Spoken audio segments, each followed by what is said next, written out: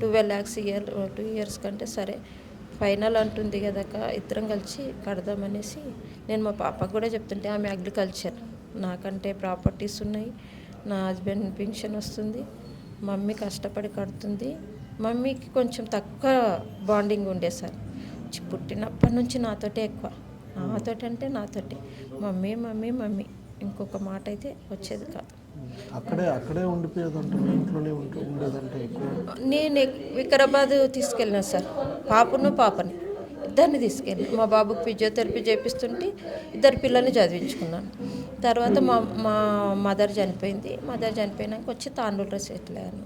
తాండూరులో అయినా అక్క పాపని అన్న పాపని నా దగ్గరే ఉంచుకున్నా. వాళ్ళు ఫర్దర్గా అమ్మాయి MBBS చేస్తుంది, ఈ పాప అగ్రికల్చర్ చేస్తాం మమ్మీ అని నాగపూర్ వెళ్ళిపోయింది.